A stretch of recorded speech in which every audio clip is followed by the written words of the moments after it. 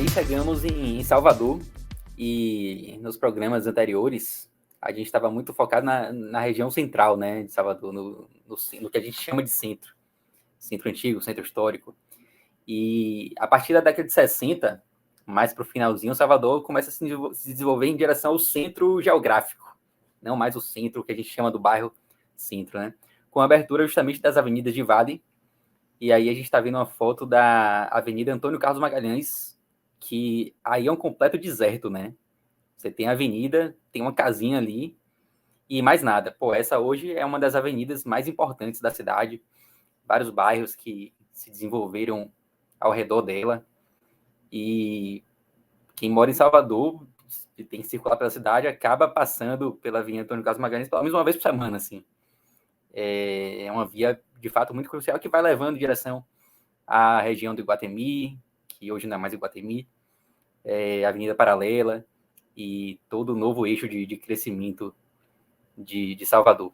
E esse projeto aí das Avenidas de Vale foi um projeto que começou no final da década de 60, que se estendeu até o início de 70, e foi muito importante assim, para a cidade. Foi uma tentativa de você organizar um pouquinho o crescimento de Salvador, você planejar o crescimento, mas foi um projeto que foi parado meio que na metade, assim, né? Então a cidade acabou crescendo meio que desordenadamente, porque não foi... Esse projeto ele foi descontinuado antes do tempo.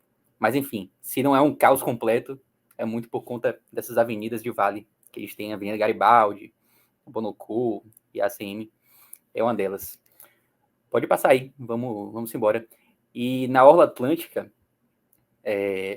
você ainda tinha muitos bairros que eram bairros de veraneio. Lá no iníciozinho da Orla Atlântica, logo depois, quando termina a Bertoldo Santos, você tem a Barra, você tem Ondina, que já eram bairros mais integrados aí na década de 60 ao centro urbano. Mas aí você vai seguindo pela Pituba, até chegar em Itapuã, e aí a gente está vendo uma foto do bairro de Placafó, que... No caso, para o norte, né? Não é isso? Vai para o norte, isso, né? em direção ao norte. Em direção ao litoral norte. E Placafó, ele ganha esse nome por conta dessa placa aí, da Fó, que a galera fala, pô, tem que parar em algum ponto aqui, vamos parar na placa da Fó, e aí foi ficando Placafó. E até hoje a praia de Placafó é conhecida por esse nome. Eu não sei se chega a ser um bairro oficial, assim, mas tem uma região ali que é conhecida como Placafó. Peraí, só para... Eu gostei dessa história, me tira uma dúvida. Tiraram o D, eu estou entendendo errado. Hoje se fala Placafó sem o D.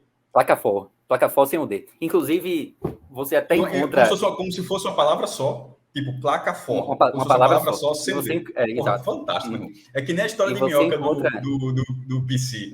Eu lembrei dela também. Pô, muito bom isso aí. Eu tinha um amigo meu que ele era casado com um cara que tinha trabalhado na Ford e depois virou político em Alagoinhas, por aí, na Bahia também, Pedro. E o nome dele, tipo, ele ficou conhecido politicamente como Zé da Ford, né? E aí, de Zé da Ford, ele mudou o nome dele para José Zé da Ford, Zedafo, e virou sobrenome, botou o nome em todos os filhos, o sobrenome era Zé da Fó. Então, a mulher desse meu amigo era, não lembro exatamente o nome, dizer que era Maria Zé da Fó. Diga lá, velho. Que isso aí tu falou Onda, né? E da Fó eu lembrei. Pois é, e nesse caso aí, Cássio, a Placafó é um daqueles bairros que você tem as duas grafias aceitas, né? Você vê tanto Placafó sem o D no final, como também escrito com o D no final. Embora todo mundo fale Placafó, ninguém fala Placaford hoje em dia, não existe. Mas é o caso parecido com Itapuã, por exemplo. Itapuã tem gente que escreve Itapuã com U e o A com o tio no final, e tem gente que escreve Itapuã com O e com N, e as duas são aceitas também. Meu irmão, eu acharia, eu assim, chegasse lá, ia passar uma hora achando que era algum nome tupi-guarani, algum nome indígena, sei lá, qualquer nome indígena, qualquer placa forte, alguma relação nunca chegaria minimamente perto da Ford, assim, dessa... E é massa que tira foda dessa placa aí, né? É uma onda. Eu lembrei disso justamente por aquela história de minhoca. Aí eu lembrei de pegar isso aí.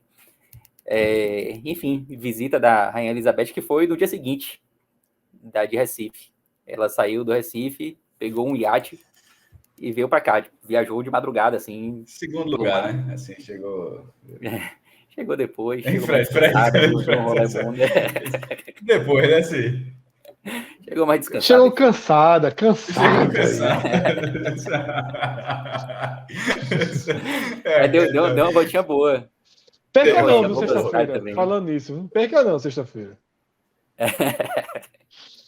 Ela passou assim, eu tava lendo sobre isso hoje, ela passou poucas horas, tanto em Recife quanto aqui.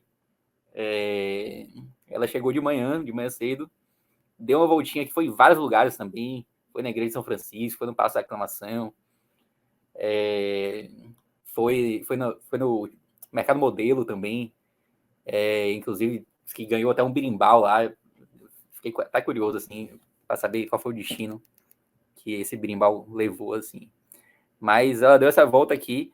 Eu falei no programa passado, né, que minha mãe sempre falava muito de Marta Rocha, que a gente viu também do programa passado. E são os dois acontecimentos que ela fala muito. Marta Rocha e a visita da Rainha Elizabeth. A visita da Rainha Elizabeth, ela já viveu mais, né? Ela já tinha 10 anos aí. E aí ela fala que ela foi para a rua ver a Rainha Elizabeth e tal. Então foi um acontecimento que parou a cidade. Vamos seguindo. E aí tem o Teatro Castro Alves, que ele foi inaugurado, na verdade, em 67.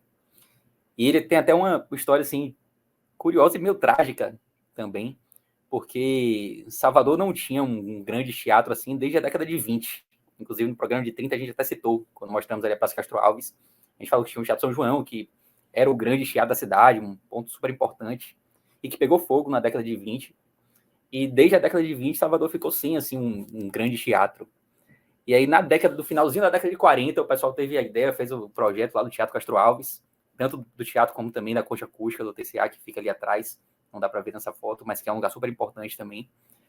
E a obra demorou um pouquinho, deveria ser inaugurada na década de 50, só que aí 5 dias antes teve um incêndio de novo, assim, destruiu o teatro da cidade 5 dias antes da inauguração. E aí, por conta disso, o teatro teve que ficar mais 9 anos em obra, e aí só foi inaugurado em 67. A Concha Acústica até foi inaugurada antes. A Concha Acústica ela não foi atingida pelo incêndio, e ela foi inaugurada em 59. Mas o teatro teve que ficar mais 9 anos assim, em obra. E até hoje é um lugar de extrema importância da cidade, que tem diversas peças, diversos shows importantes, tanto no teatro como na Concha Acústica. E é um lugar que todo mundo vai. A Concha Acústica, eu estava lá 15 dias atrás e estarei lá de novo sexta-feira que vem, no show do Baiana System. Então são lugares assim que a gente frequenta muito até hoje, lugares bem, bem importantes e bem marcantes. E esse show aí eu vou só falar bem rapidamente dele, porque a gente vai voltar nele na parte da música. Mas a gente teve o show de Caetano e Gil em 69, gravado no TCA, e foi a primeira vez que o TCA lotou, porque ele foi inaugurado em 67, e a galera fala, pô, é um elefante branco, nunca enche e tal. E nesse dia aí, lotou e ficou gente lá de fora. E enfim, vou falar um pouquinho dele, porque a gente vai voltar nele na hora da música.